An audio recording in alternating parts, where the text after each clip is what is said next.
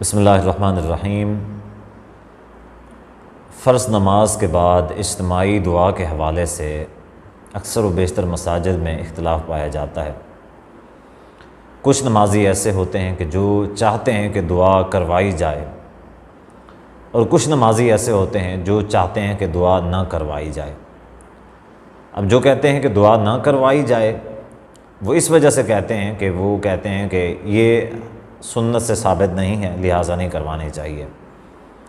یہی جو مسئلہ ہے عام طور پہ مسالک کے درمیان بھی پایا جاتا ہے، اور یہ تصور پایا جاتا ہے کہ یہ جتنے بھی مسالک ہیں ان میں جو اہل الحدیث ہیں وہ دعا نہیں کرواتے، جبکہ جو باقی ہیں وہ دعا کرواتے ہیں۔ جبکہ حقیقت بات یہ ہے کہ یہ جو دعا ہے یہ سنت سے اس کا کوئی بھی ثبوت نہیں ملتا۔ یعنی آپ نبی علیہ السلام کی پوری زندگی آپ اس کو دیکھیں تو آپ کو ایک مرتبہ بھی کوئی ایسا موقع نہیں ملے گا کہ آپ کو کوئی ایسا ثبوت نہیں ملے گا کہ نبی علیہ السلام نے اپنی پوری زندگی میں کسی ایک نماز کے بعد ہاتھ اٹھا کے اجتماعی دعا کروائی ہو اور صحابہ کرام رضی اللہ عنہم اجمعین نے آمین کہا ہو۔ یہ تو ہو گیا سنت کا مسئلہ۔ اسی طرح یہ جتنے بھی فرقے ہیں، مثال کے طور پہ ائمہ اربعہ کے حوالے سے 4 فقہات ہیں، یا امام جعفر صادق رحمۃ اللہ علیہ کے حوالے سے آپ یہ 5 فقہات جو ہیں آپ ان کو کھولیں، آپ کو کہیں بھی فرض نماز کے بعد اجتماعی دعا کے حوالے سے کوئی ثبوت نہیں ملے گا۔ یعنی فرض نماز کے بعد اجتماعی جو دعا ہے اس کا ثبوت نہ تو آپ کو حدیث سے ملے گا اور نہ ہی آپ کو کسی فقہ کی کتاب سے ملے گا۔ تو اب مسئلہ یہ ہے کہ اس میں اختلاف پھر کیوں پایا جاتا ہے؟ اس میں اختلاف اس وجہ سے پایا جاتا ہے کہ کچھ لوگ یہ چاہتے ہیں، ان کی سوچ ہوتی ہے کہ امام صاحب دعا کروائیں گے، ہم آمین کہیں گے، تو لہٰذا یہ اچھی بات ہے، دعا کروا لینی چاہیے۔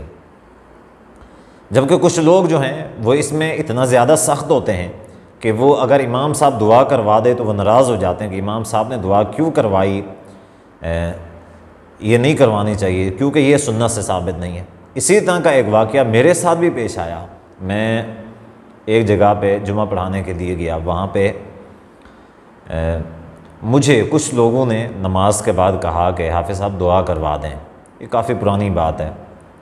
تو ابھی انہوں نے کہا ہی تھا کہ دوسرے طرف سے کچھ لوگ کھڑے ہو گئے، انہوں نے کہا حافظ صاحب آپ نے دعا نہیں کروانی۔ اب مسئلہ تو وہیں پہ ختم ہو گیا۔ ایک نے کہہ دیا کہ آپ نے دعا کروانی ہے، ایک نے کہا کہ آپ نے دعا نہیں کروانی۔ اب مسئلہ یہ ہے کہ پھر تو ان کا آپس میں اختلاف ہو گیا، میں تو اس درمیان میں سے نکل گیا۔ پھر بعد میں سننے میں آیا کہ بہت بڑھ گئی تھی کہ جی یہ تو حدیث و سنت سے ثابت نہیں ہے۔ اب صحیح مسئلہ کیا ہے؟ مسئلے کو سمجھنے کے لیے آپ نے ذرا غور کرنا ہے۔ یہ جو دعا ہے یہ ایک غیر مؤقت عبادت ہے، یعنی ایسی عبادت ہے کہ جس کا وقت مقرر نہیں ہے۔ کئی ساری عبادات ہوتی ہیں جن کا وقت مقرر ہوتا ہے۔ نماز ہے، نماز کا وقت مقرر ہے، اور نماز کو اس کے اوقات میں ہی ادا کرنا ہوتا ہے۔ مثال کے طور پہ ظہر کی نماز ہے، ہم فجر کے ٹائم نہیں پڑھ سکتے۔ عصر کی نماز ہے، عصر کی نماز ہم ظہر کے ٹائم میں نہیں پڑھ سکتے۔ اسی طرح جان بوجھ کے بھی ہم ظہر کی نماز کو عصر کے وقت نہیں پڑھ سکتے، یہ بھی بغیر عذر کے باعث گناہ ہے۔ اسی طرح روزہ ہے، رمضان کے روزے فرض ہیں، کوئی بغیر عذر کے رمضان کے روزے نہیں چھوڑ سکتا، یہ موقت عبادت ہے۔ رمضان کے روزے کسی اور مہینے میں نہیں رکھ سکتا بغیر عذر کے، کیونکہ یہ موقت عبادت ہے۔ اسی طرح کئی ساری جو عبادات ہیں ان کا وقت مقرر ہے، اور کئی ساری جو عبادات ہیں ان کا وقت مقرر نہیں ہے۔ مثال کے طور پہ یہ جو دعا ہے یہ بھی عبادت ہے، اور اس کا جو وقت ہے وہ مقرر نہیں ہے، یہ غیر مؤقت عبادت ہے۔ تو اس حوالے سے جو لوگ اس دعا کے قائل ہیں وہ کہتے ہیں کہ جی دیکھیں دعا کر لینے میں کون سی حرج ہے، دعا تو عبادت ہے اور آپ لوگ دعا کے منکر ہو۔ اب دعا کر لینے میں کوئی حرج نہیں، کسی بھی وقت دعا کی جا سکتی ہے، نماز سے پہلے بھی کی جا سکتی ہے، نماز کے بعد بھی کی جا سکتی ہے، اجتماعی بھی کی جا سکتی ہے، انفرادی بھی کی جا سکتی ہے، اس میں کوئی حرج والی بات نہیں۔ لیکن مسئلہ یہ ہے کہ اللہ اور اللہ کے رسول صلی اللہ علیہ وسلم نے اس کو غیر مؤقت رکھا، اس کا کوئی وقت مقرر نہیں کیا کہ یہ دعا جو ہے یہ کب کرنی چاہیے کب نہیں کرنی چاہیے۔ اب اگر کوئی شخص اس کو غیر مؤقت رکھتا ہے تو وہاں تک تو بات ٹھیک ہے۔ لیکن جب اس کا ایک وقت مقرر کر لیتا ہے، یعنی کوئی ایسا شخص ہے، کسی نے دعا کر لی، اس کا مخالف ہو گیا، کوئی ایسا شخص ہے اگر دعا کبھی نہیں کروائی گئی یا دعا نہیں کروائی گئی تو وہ مخالف ہو جاتا ہے کہ جی دعا کیوں نہیں کروائی گئی، دعا تو عبادت ہے، یہ تو دعا کے دیکھیں بات کو سمجھیں، موقت عبادت ہے، دعا کا وقت مقرر نہیں کیا جا سکتا۔ جب دعا کا وقت مقرر نہیں کیا جا سکتا، نہ تو کرنے کا اور نہ ہی نہ کرنے کا، چھوڑنے کا، تو اگر کوئی دعا کرواتا ہے، کرتا ہے، تو اس میں کوئی حرج والی بات نہیں۔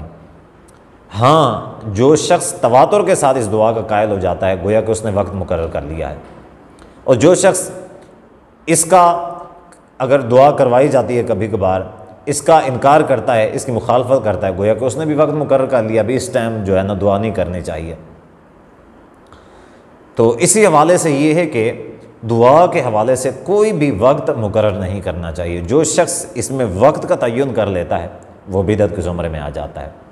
یعنی جیسا کہ میں دوبارہ پھر سمجھا دوں کہ اگر دعا نہیں کروائی جاتی، جو اس کو برا سمجھتا ہے وہ بھی غلط ہے، جو دعا کروائی جاتی ہے اس کو برا سمجھتا ہے وہ بھی غلط ہے۔ ہاں، اگر تواتر کے ساتھ دعا کروائی جاتی ہے، ایک وقت مقرر کر لیا جاتا ہے دعا کرنے کا، تو یہ بھی غلط ہے، یہ بدعت کے زمرے میں آتا ہے، کیونکہ اللہ اور اللہ کے رسول نے اس کا وقت مقرر نہیں کیا، اور وہ شخص جو متواتر یہ عمل کرتا ہے گویا کہ اس نے اس کا وقت مقرر کر لیا ہے، تو لہٰذا یہ سنت کے اور یہ شریعت کے منافی ہے۔